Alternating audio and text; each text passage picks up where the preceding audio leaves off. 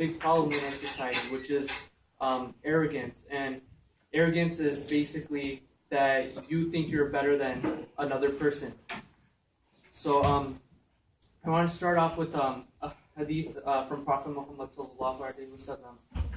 He was sitting in a group with some of his companions, and he said, "He who has in his heart the weight of a mustard seed of arrogance will not enter paradise." So a mustard seed, just like to clarify, a mustard seed is like very small and barely weighs any weight. And the hadith continues on describing what arrogance is, but I want to stop here for a moment. What does it mean to us that just a mustard seed of arrogance can take us to hell? Why is it so dangerous to be arrogant?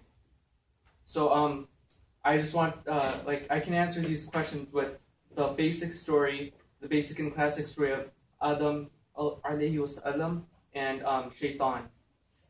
So basically what happens is that Shaitan he thought he was better than Adam, and he believed it, and he was certain for a fact. He had no doubt. But he's like, I'm certainly better than man because I'm created from fire and they're created from like mud or clay.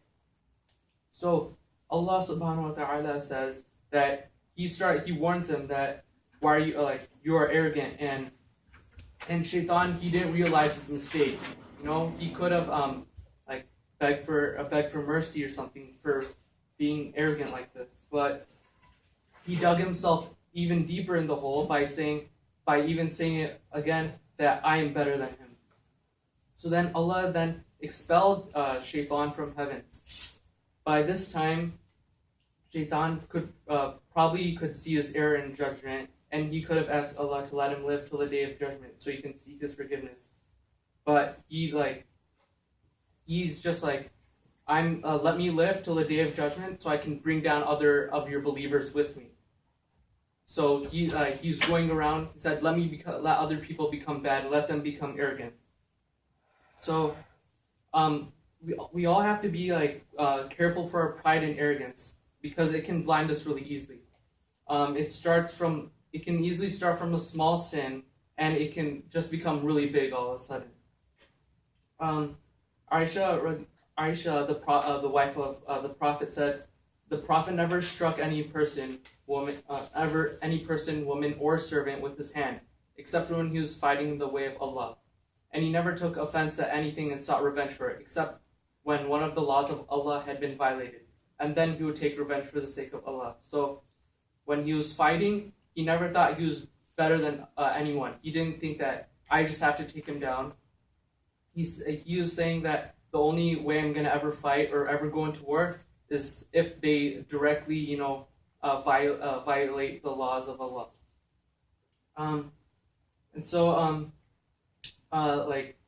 Arrogance and pride was how Shaitan was able to convince humans to disbelieve Allah. And the Quran and Sunnah are full of stories of disbelievers showing their arrogance by disbelieving that they are accountable for their deeds, or by believing their lineage and honor is more important than faith, and so on. We all have to thank Allah. We have not reached that level of arrogance to believe in Him. Remember the Prophet ﷺ. He warned us to be careful of getting lost in the small things. So we have to be careful, very careful of these.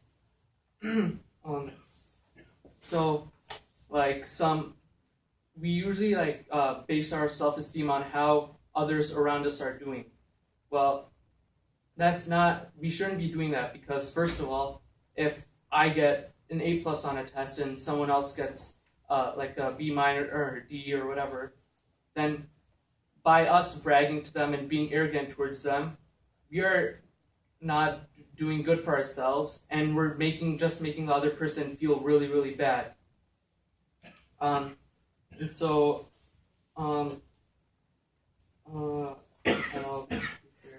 أستغفر الله العظيم ولكم ولجميع المسلمين فاستغفروه